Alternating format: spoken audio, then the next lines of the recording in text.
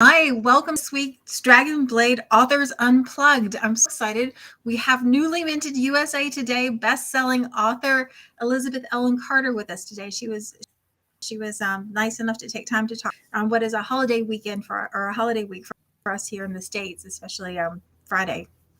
So hopefully by the time you're watching, all full of turkey and snuggled up somewhere reading something good.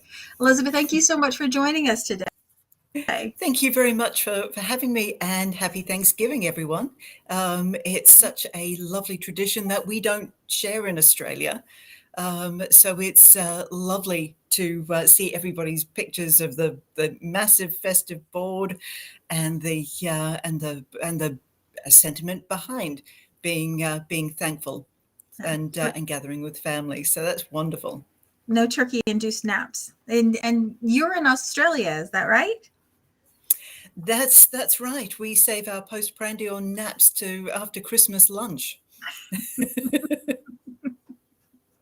So I know we had to work a little bit to figure out a time when we could record when Virginia and Australia overlapped with the wake time, and I'm really grateful that you took the time to get up super early where you are, a day after me, so that we'd be able to record this. We're freezing here, but you're warm and wet where you are. Is that right? We are. We're in very late spring. We're a couple of weeks away from the start of our summer, and where I live in Queensland, which is a tropical state, we get wet summers and dry winters. And this year, it's going to be shaping up to be a very, very wet summer, and that usually means cyclones, so Oh that my goodness. hurricanes. Yeah. So that's going to be fun.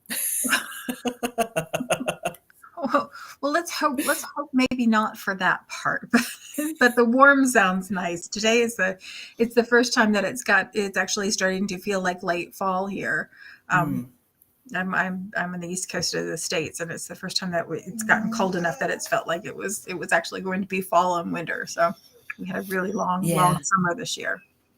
Yeah, and look, even our winters are exceedingly mild where I am. We don't get frost. We live at the base of a mountain, and we're 20 minutes away from the ocean. We're That's 20 minutes from the top so of a cool. mountain, and it's an absolutely beautiful part of the world.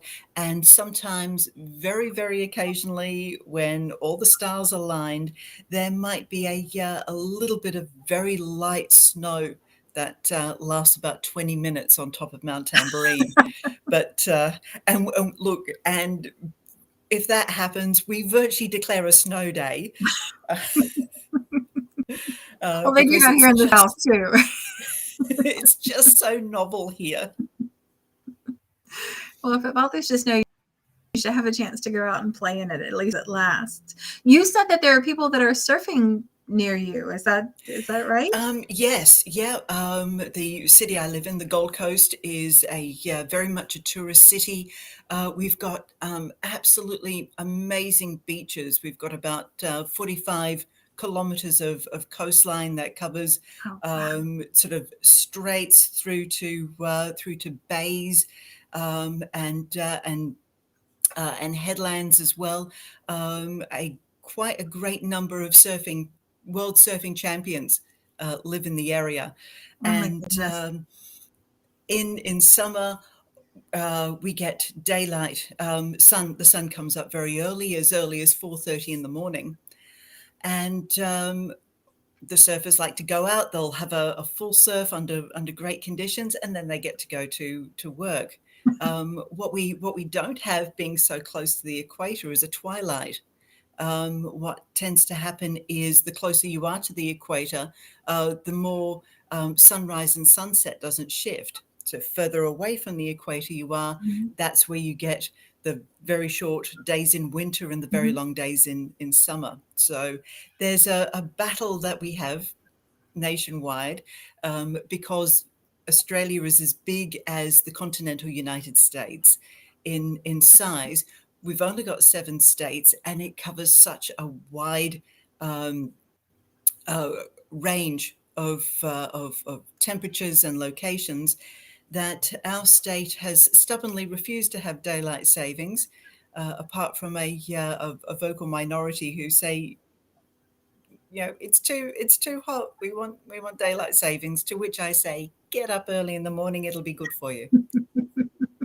I think I always think about Australia as I don't realize how large, and my frame of reference is off, how large it is geographically. And when I started working with people in Australia and realized how many time zones you have, which with the lack of daylight savings times everywhere kind of makes sense, but that you have quite a few time zones across the.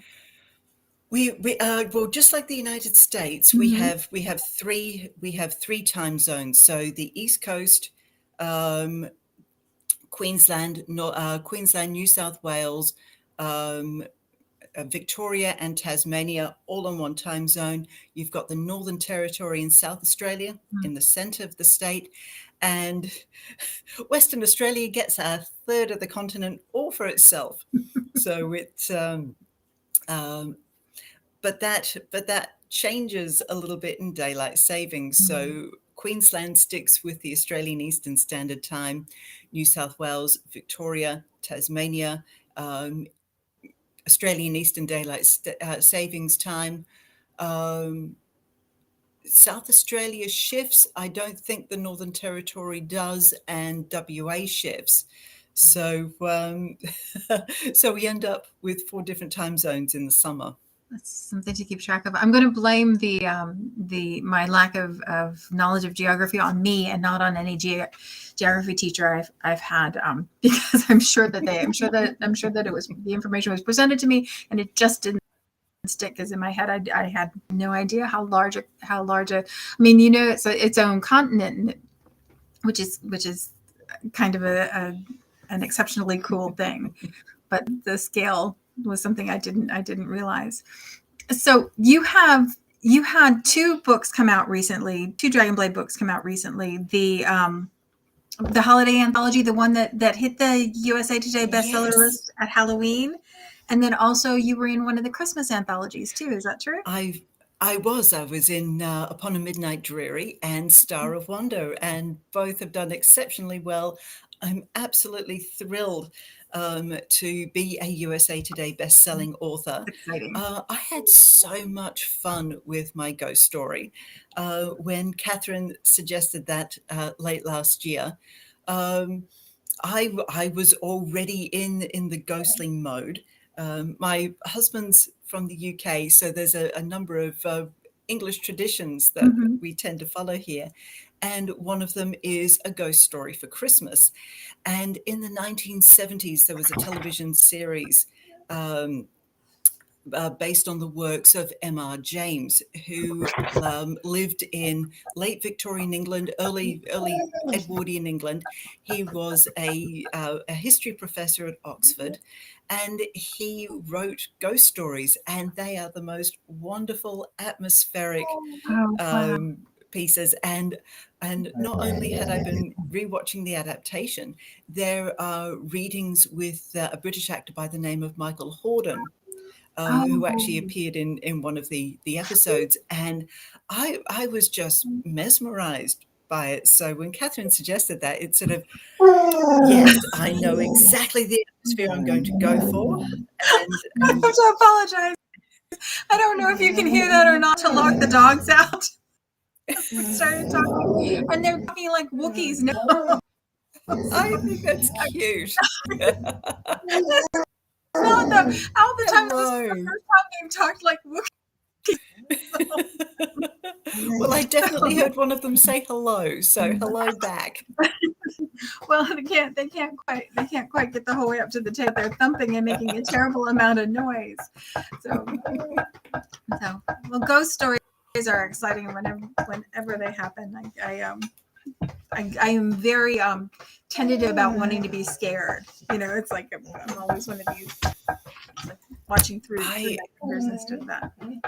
Yeah, I think that goes to the nature of exploring the one step beyond is where the intrigue with ghost stories come from.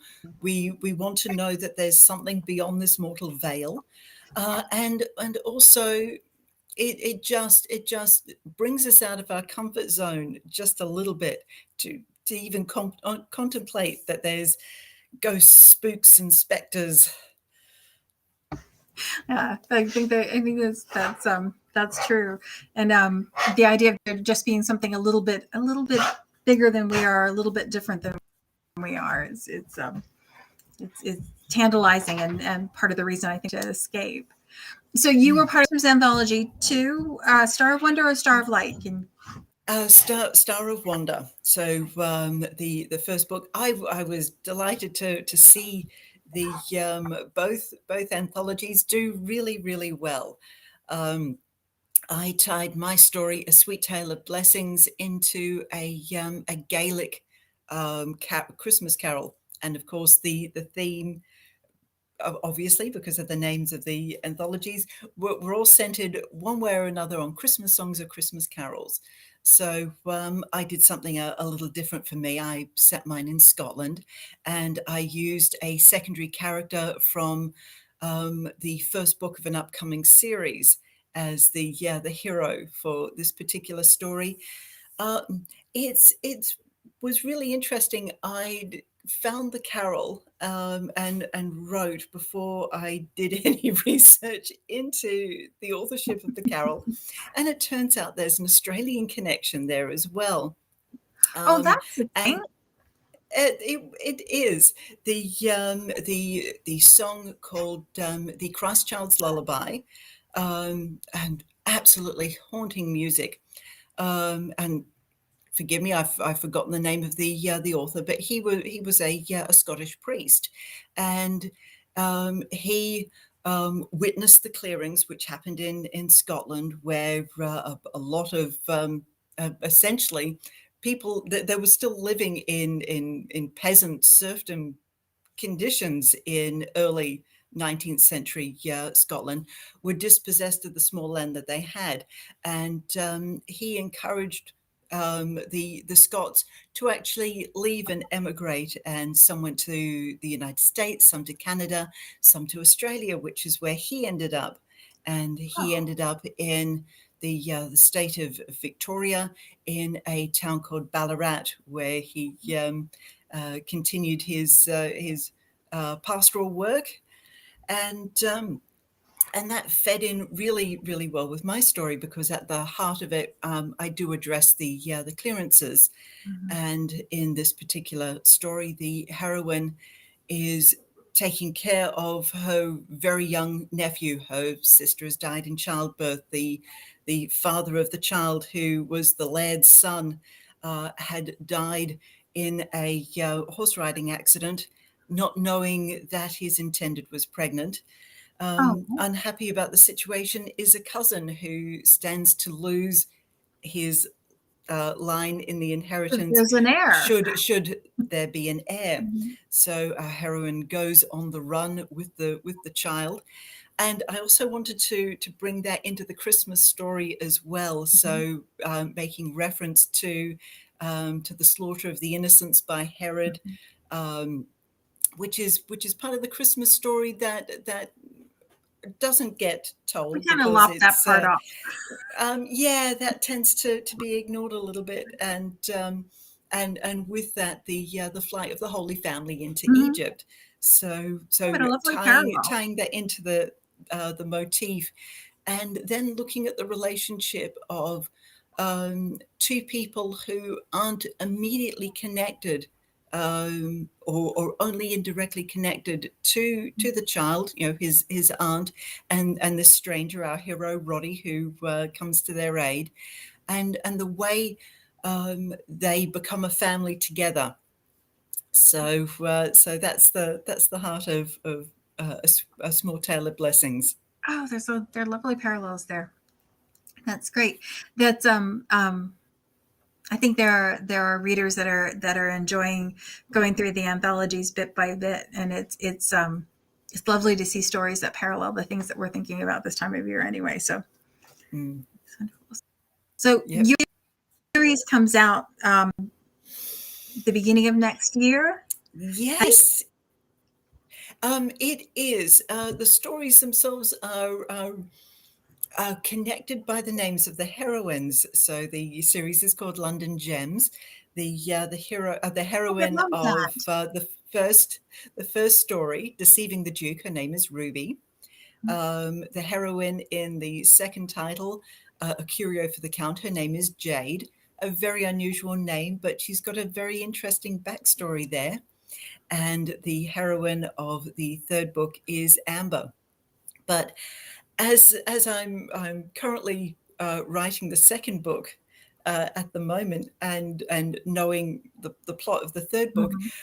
what is really funny about all of this is the thing that links them together is not even so much the names of the heroines, and they do rub shoulders in London society, but the fact that all three books seem to center on um, the hero being dispossessed of his identity, and then coming to have that identity, that title restored. Mhm. So with Deceiving the Duke, the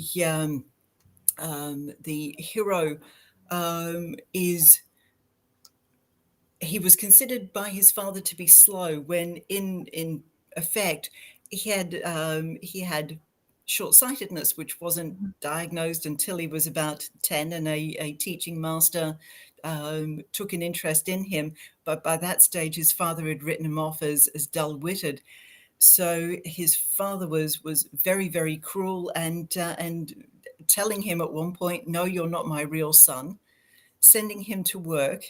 So our hero has really had to create, be a man on his own terms. And then he learns his father is dying. And our heroine comes in because she has a beef with the current Earl as well, and it's a tale of her father as well. So you've got these parallels of the heroine's father, who she absolutely, late father, who she absolutely adores. She later learns has feet of clay, and the hero's father, the Duke, who by all accounts is a monster, but is he really? There's a small redemptive moment there as Oh, well. So good. you've got this exploration of the relationship of family, and the tagline to Deceiving the Duke is hate brought them together, but will love tear them apart. So Oh, that's a there's good lots of one. lots of things to work through Oh, there. that's a So good one. that's been good fun. I can't wait to see the covers for those. I haven't seen the covers yet. To see the Me covers. me too. I'm hoping to see them soon. So I love the idea of That'll be John. that'll be really exciting. Cool. Cool. Well, that's a lot going on, and there are three books in that series, all tied together because they socialized, the women socialized together. Yes, Cool. yes, they do. The heroine of the second book is someone a little different. She's not of the ton. Her family background is auctioneering, so Oh, like. she's a valuer. She floats between high society and the merchant Mhm. classes. Um, Such an you interesting know, idea.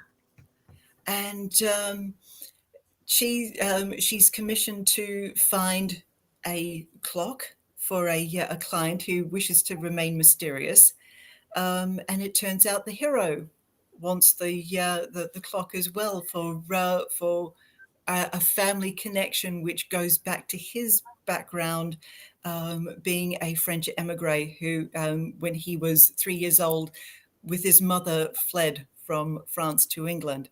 So again, we've got sort of dispossession coming back to Mhm. being restored. So that is fun as well. I'm really blessed because my husband takes an active interest in my writing as well. So a few months ago, we were doing some major yard work at our place, and you know, we were chatting as we did, and we were just going back and forth and back and forth. And by the end of the day, I had the plot for a Oh, curio for the that's Count fully fleshed fantastic. out, and that's really, really cool. Oh, that's fantastic. So do you normally plot ahead of time, or do you just have a general idea of where things are going? Are you a detailed plotter, or do you fly by the seat of your Ha pants? ha ha ha ha ha. I have been a pantser in the past. I have now learned the value of doing an outline, and um, generally when I start, it's usually a 1 to 2 page outline. Now it's a case of doing a complete brain dump, and instead of ending at one point going, yeah, and then yada, yada, yada, Mm-hmm. in the outline, I've started to fill in the yada yadas. So, so the outline that I've been working on for a curio for the Count is 17 pages, Oh my goodness. and that's been really helpful. Usually, there'll be things that I'll add in as I go into the detail Mm-hmm. of the story. Um, and then sometimes characters they'll decide they'll just do their own thing, and then when that happens and it's organic, I just let that flow, knowing the plot points that I need to Mm-hmm. hit You get at the best various of both points. worlds that way. You have Yeah, the very structure, much. but get to take detours if you need, or a little Mm. twist. Awesome. Do you write at home, or do you like to write out? Do you have an office that you work in, or do you prefer to go out somewhere to write? I work from home. I've got I write from home, so I have 2 spots. I have a breakfast table which looks out over the backyard, and that's lovely to sit in the morning. And then late in the afternoon into the evening, I retreat to the couch, and I've got a little stable table there with the laptop, and usually surrounded by one or both of the cats that I have, Which and don't make and noises like Wookiees, I would imagine. well, our girl cat, who's a tortie, her full name is Cacophony, because when we got her as a kitten, she had an opinion on everything. Meow, meow, meow, meow, meow.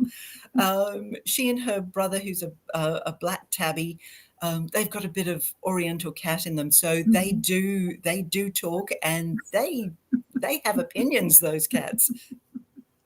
It would be good to be a cat. I'm much more of a cat person than I'm a dog person. I live with 2 very large dogs now, so it's like every time every time we do an interview and somebody's cat walks across the screen, I'm like, oh,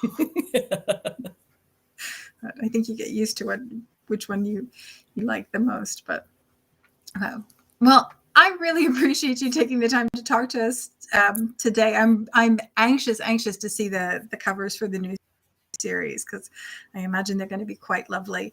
And I'm curious about the series. I love the idea, especially of the second book, of the idea of a heroine who has kind of a profession and gets to float between classes. That's a really interesting idea to me. Yeah. It it is. It's been fun to explore that, Mm-hmm. and something a little different. I don't usually write conventional regencies. Up until this point, Mm-hmm. they've been action adventure romances.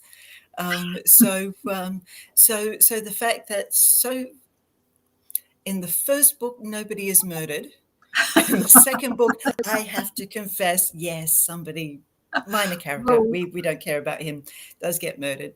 but But not a sort of body on the doorstep kind of murder. Hmm.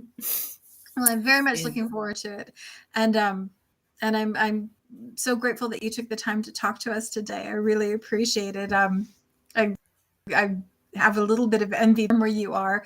Um, it's it's chilly, I think, here for most of us, but But I will pop the links to the anthologies in. I know we've done that bunches and bunches of weeks, but the story, your story in the, especially in the holiday anthology, sounds delightful. So I'm looking forward to Thank you. getting to that one. So thanks so much for taking the time to talk to us. We'll be back next week. I hope everybody had a wonderful Thanksgiving. I hope that you are here to join us again next week, and we'll see you the same time. Thanks so much. Thank you.